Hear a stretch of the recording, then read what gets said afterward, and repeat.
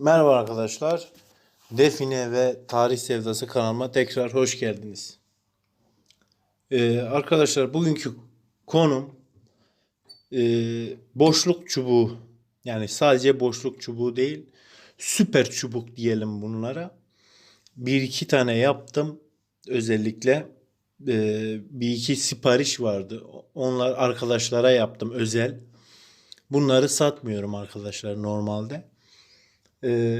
Sizinle de paylaşmak istedim. Yapmak istiyorsanız kendi çabanızla yapın.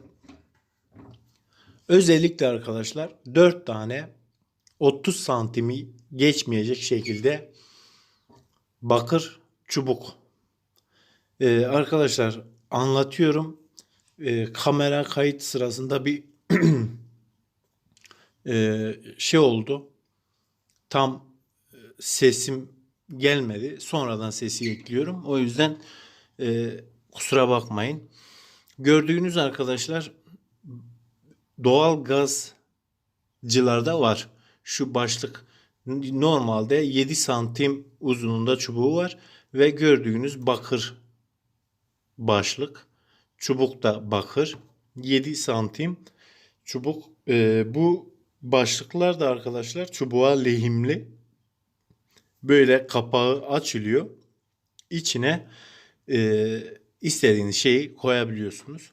Ama ben bu başlıklara özellikle civa koyuyorum arkadaşlar. 2 tane başlığa, yalnız 2 başlığa civa koyuyorum. Gördüğünüz gibi bunun da kapağı açılıyor ve 2 başlığa 2'şer damla civa koyuyorum. Evet.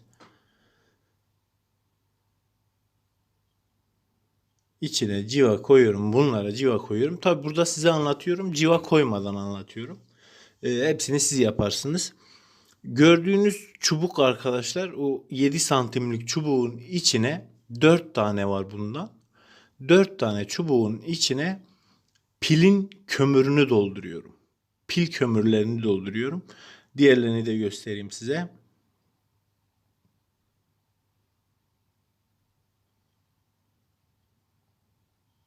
Dört tane pil kömürü. Daha önce silikonla yaptım. Bir deneme amaçlı. Hava almayacak şekilde arkadaşlar. Normalde lehim de yapabilirsiniz ama lehimi bakır lehimle lehimleyeceksiniz. Yoksa güzel bir yapıştırıcı, sıcak silikon ya da iyi bir tutkalla ince bakır çubukları kalın bakır çubuğun içine koyuyoruz arkadaşlar. Şu 4 tane çubuğun içinde pil kömürü var. Tam iyi sıkıştırılmış pil kömürü var. Ve en sonunda ağzı silikonla kapanacak şekilde, hava almayacak şekilde ağızları kapanıyor. Bunları gördüğünüz gibi bunları 30 santimlik tam içine yerleşecek şekilde 30 santimlik bakır çubukların içine yerleştiriyoruz arkadaşlar. Onu da göstereyim size. Bunlar 2 kişiyle tutulan çubuklar. Ve bu bakır çubukları arkadaşlar 4 tane ya. 2 tanesinin içine normal bakır tellerle 2 tanesinin içini dolduruyoruz. Tam gördüğünüz noktayı yapıştırıyoruz. Lehimle de yapabilirsiniz.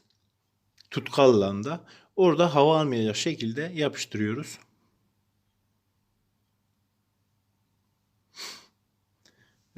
Size söylüyorum, siz kendiniz yaparsınız arkadaşlar. Burada sadece gösteriyorum. Bu çubuklar 100 metreden sizi direkt hedefe götürüyor arkadaşlar. 100 metreden sizi direkt hedefe götürüyor. Çok denendi ve kaç defa da çıkarılmış. Uzunluk 30 santim yeterlidir.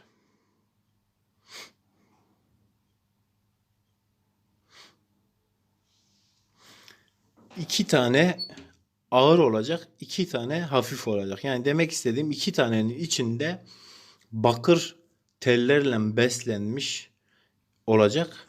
Tabi bu başlıkları yapıştırdıktan sonra arka taraftan bakır çubukları dolduruyoruz. Yani bakır telleri dolduruyoruz arka taraftan. Bu gösterdiğim teller ince, biraz daha kalınlığını bulursanız arkaya tam şurada size gösteriyorum arkadaşlar. Şu tellerle arka tarafta tam dolduracak şekilde kapatıyorsunuz, dolduruyorsunuz.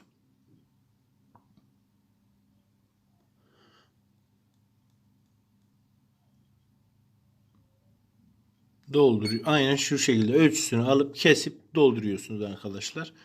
Şu şekilde. Doldurduktan sonra şu iki tane çubuğun arkasını hava almayacak şekilde kapatıyoruz arkadaşlar. Doldurduktan sonra. Bu iki çubuk da bunu başlıkları yerleştirdikten sonra, evet, şu şekilde yerleştirdikten sonra dediğim gibi lehim veya tutkalla iyi bir şekilde hava almayacak şekilde orayı kapatıyoruz ve bu başlıklarına hiçbir şey koymuyoruz. Buralara hiçbir şey yerleştirmiyoruz. Sadece tutma yeri. Sadece içine şey koyuyoruz. Hava almayacak o da. İçine silikon, az bir şey silikon koyduktan sonra içine ağzını eğiyoruz. Tutma yeri yapıyoruz. Çok hafif. Şöyle aynen şu şekilde tutacak yerini yapıyoruz arkadaşlar. Ağzı tam kapalı şekilde.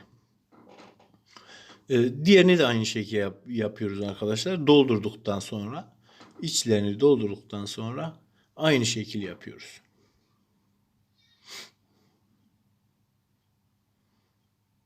Bu çubuklar çok harika arkadaşlar. Size tavsiye ediyorum. Dediğim gibi pil kömürü ince çubukların içine dolduruluyor ve kapatılıyor. Ondan sonra bunlara yerleştiriliyor. 2 tanesi eksi, 2 tanesi artı şekilde yapılıyor arkadaşlar. Artı ve eksi. Ve bunun kullanımını size söyleyeceğim. Başı bu şekilde arkadaşlar. Hiç kesime gerek yok. Bu şekilde birbirine geçmeli. Şu şekilde birbirine geçiriliyor ve birinde sizin elinizde, birinde civa olacak, karşı kişinin elinde birinde civa olacak. Tam ters tarafa çarpı işareti olacak arkadaşlar. Gördüğünüz gibi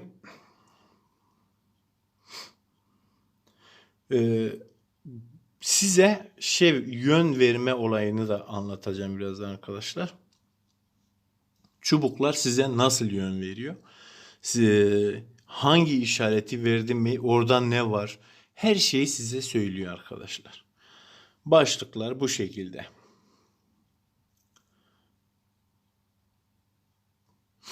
Çok harika çubuklar. Arkadaşlar şu şekil oldu mu? Çubuklar şu şekil oldu mu? Size direkt yön veriyor. Yani bu istikamete gidin diye. Direkt o istikamette gidiyorsunuz. Çubuklar bu şekilde yön veriyordu.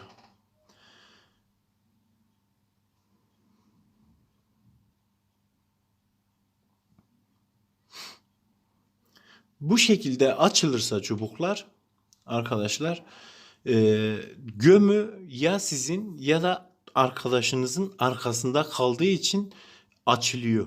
Yani hemen yer değiştirmeniz lazım. Yani siz 2 adım sağa, o 2 adım sola geçtiği zaman size tekrar ya sola ya da sağa geçin der. Yani şu şekilde bir işaret tekrar verir ya da şu şekilde bir işaret vermesi lazım.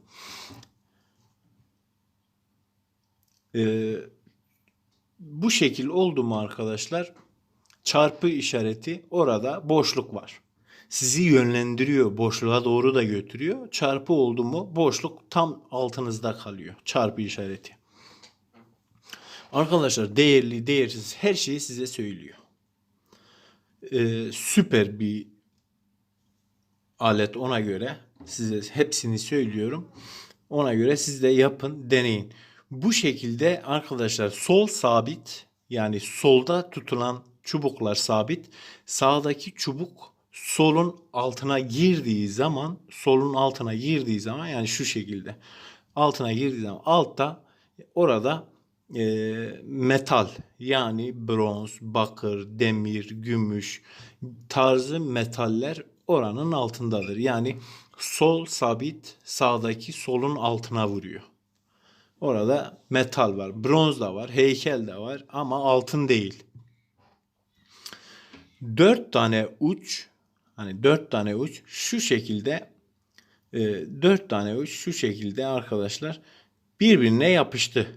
Şu şekilde birbirine yapıştı. Birbirinin altına geçmiyor. Aynen şu şekilde yapıştı ve siz alta indi.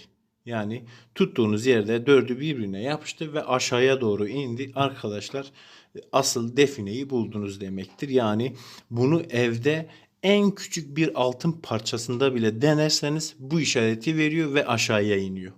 Hatta başınızın üstüne koyun altını, bu işareti veriyor ve üste gidiyor. O kadar sağlam bir çubuk. Herkese teşekkür ediyorum. Merak edilen bir konu varsa arkadaşlar orada yazarsınız.